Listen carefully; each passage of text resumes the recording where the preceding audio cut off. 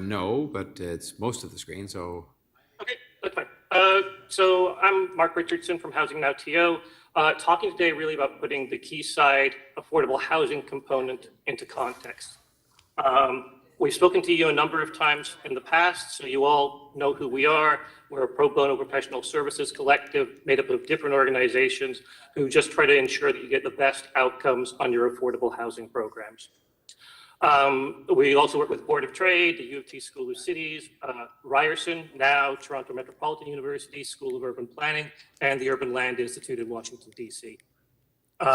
Since you announced your Housing Now program under this term of council, we have been tracking all of the affordable housing opportunities that you have around the city. And our map, which is free and online, now has over 97,000 visitors since we launched in January 2019.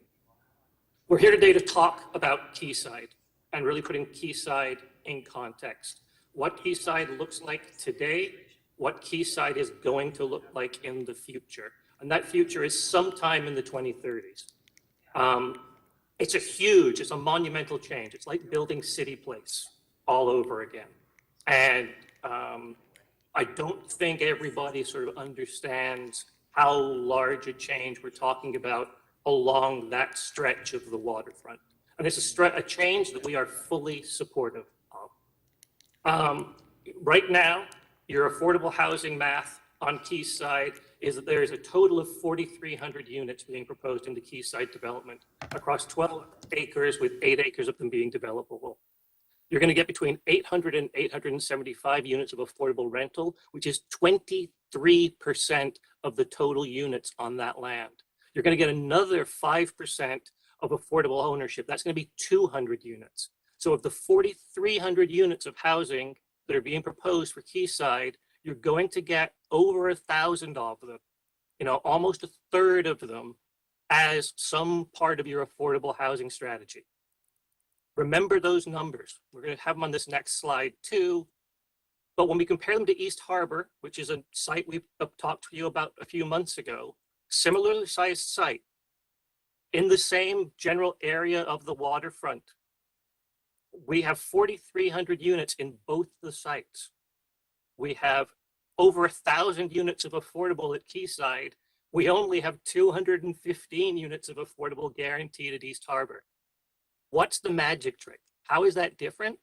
The magic trick is that at Quayside, you own the land.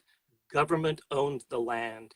At East Harbor, the land is owned by a public sector pension fund, and they act just like anybody else on Bay Street or Wall Street when it comes to getting their returns.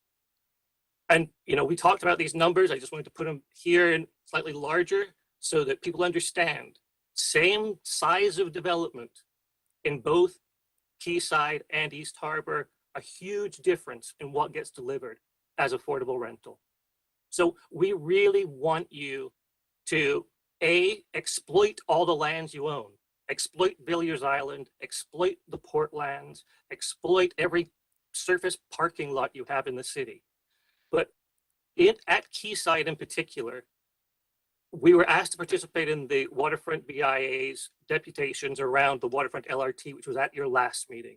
And I just want to say there what we said to them at the time. When our volunteers talk about creating new transit-oriented affordable housing in Toronto, the first word in that description is always transit. Quayside, Villiers Island, and the Portlands are amazing opportunities to deliver new long-term affordable rental housing in Toronto. But those sites only make sense if all levels of government come together quickly to approve the Waterfront LRT to Cherry Street and beyond.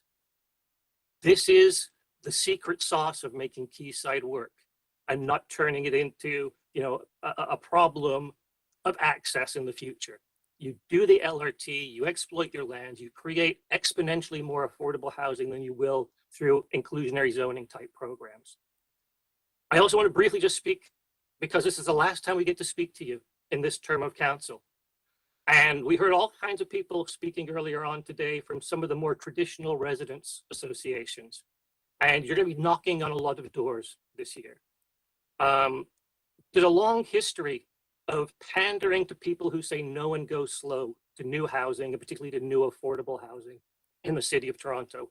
You're going to be in neighborhoods. You're going to be knocking on doors. You're going to hear many of the same things that are in this sign from 1969. Nuts to high-rise living, burn the model. We don't want it here. Election year, thank God.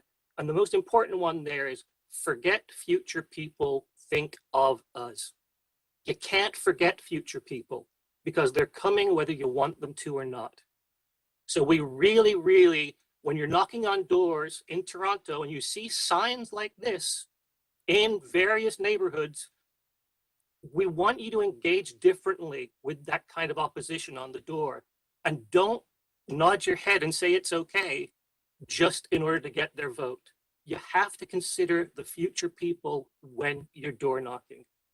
The very last thing we want to say, because it's our last chance to say it, and I wish we could say it in person, is a thank you, a deep, heartfelt thank you to the Deputy Mayor Anna Lau, who is going to be leaving us and leaving her role as chair of the Planning and Housing Committee.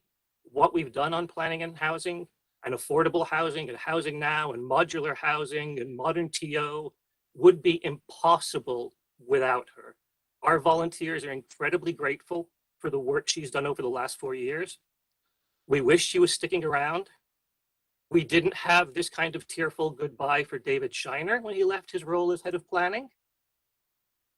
Whoever fills this role next time in the next term of council needs to take every lesson that Councillor Bailau provided to the rest of council. You have to go fast. You have to go hard. You have to do things that upset the neighbors in order to solve our affordable housing crisis. And thank you for your time, and we are always happy to take your questions.